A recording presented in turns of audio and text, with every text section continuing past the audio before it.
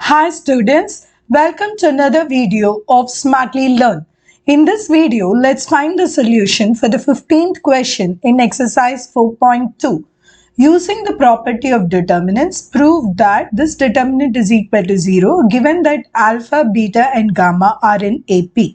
So please remember, if three numbers are going to be in AP, that we need to know the middle term property 2 beta is going to be equal to alpha plus gamma.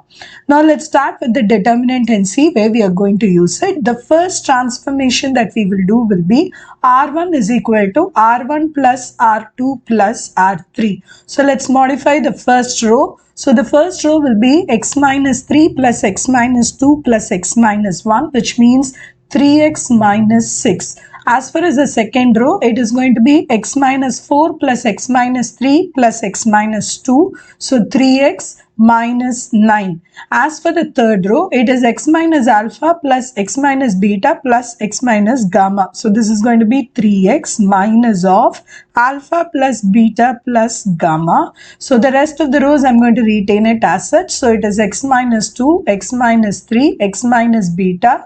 In this case, it's x minus 1, x minus 2 and x minus gamma.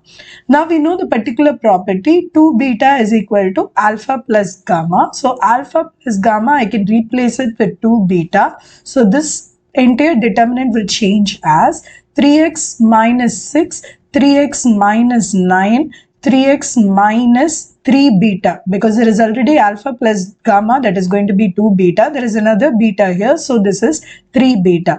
The rest of the rows, let's write it as such. So this is x minus 2, x minus 3, x minus beta, x minus 1, x minus 2 and x minus gamma. From the first row, there are multiples of 3 in all the columns in this row. So I'm going to take 3 outside. So the first row will become x minus 2, x minus 3 and x minus beta. It is the same as the second row. So let's recap that too. And the last row is going to be x minus 1, x minus 2 and x minus gamma.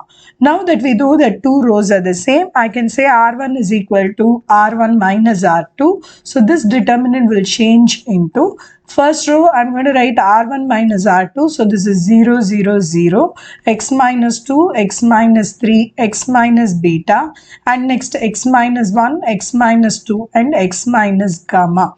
Now that you know that one entire row of a determinant is 0, that means the value of this particular determinant is 0.